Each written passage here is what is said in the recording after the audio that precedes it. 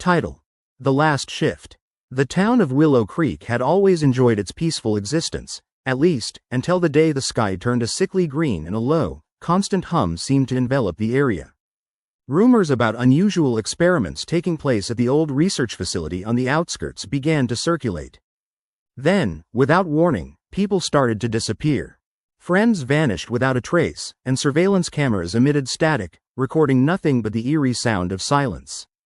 17-year-old Mia Alvarez had grown up in Willow Creek, her entire life a patchwork of sunny days, friendly faces, and weekend hangouts with her friends. But everything changed when Jason, her childhood friend and classmate, went missing. The last anyone had seen of him was at their favorite haunt, the old train station, where they used to play tag and dare one another to climb onto the rusty train cars that had long since ceased moving.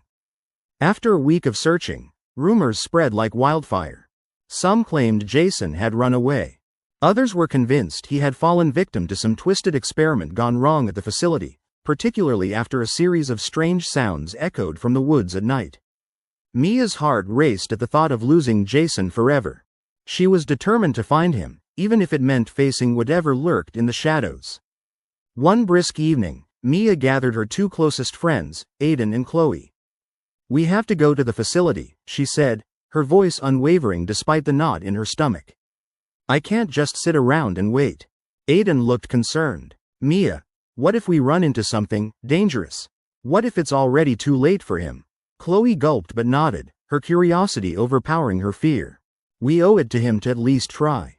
As dusk settled over the town, they made their way toward the research facility, illuminated only by the sickly light of the moon that hung above. The facility loomed like a forgotten giant, its broken windows and rusting metal creating an aura of decay that matched their growing dread. Once inside, a pungent smell struck them, a mix of mildew and something rotting. They fumbled their way through the debris, flashlight beams dancing across the walls covered in strange symbols and ominous warning signs. The further in they ventured, the more anxious Mia became. "Jason," she shouted, her voice echoing through the desolate hallways. Suddenly, a faint sound caught their attention from an adjacent room, a muffled moan. The trio exchanged glances, hesitant yet hopeful. Might this be Jason? They rushed down the corridor, hearts pounding, only to be met by the sight of something that froze their blood. A creature lurked in the shadows. A grotesque figure, its skin hanging loosely, mottled with patches of decay and dark bruises. Its eyes, blank and white, stared vacantly into the distance. It stumbled forward, dragging a limb that threatened to give way at any moment. Mia's breath audibly caught in her throat. The creature groaned again, and it finally caught the glint of their flashlights. "Run!" Aiden shouted, turning on his heel. They dashed back down the hall, their feet pounding against the cold concrete. The creature followed, its awful wails echoing behind them. Panic surged through Mia as they navigated the labyrinth of passages. They burst through a door, slamming it shut behind them. Breathing heavily, they leaned against the door, praying it wouldn't break open. But no sooner had they caught their breath than they heard it, the sound of shuffling feet. "There's more of them," Chloe gasped, her face pale. She fumbled for the door handle, but it wouldn't budge. "Stay calm," Mia said, her mind racing. "We have to find a way out." They began searching for another exit, but the dim light revealed more grotesque creatures, exiting from different rooms, pale and shambling, all carrying the stench of decay and hunger. As they crept through the twisted labyrinth, they came across a small observation room. Inside, a series of screens buzzed and flickered to life, illuminating the horrors they had seen. Distorted bodies shuffled across the monitors, visions of their once lively town now filled with moaning creatures. And then, in one of the screens, there was Jason. He stood motionless, eyes vacant, his flesh turned a ghastly shade of gray, mouth slightly open as if caught mid-groan. "No, no, Jason," Mia cried, tears stinging her eyes.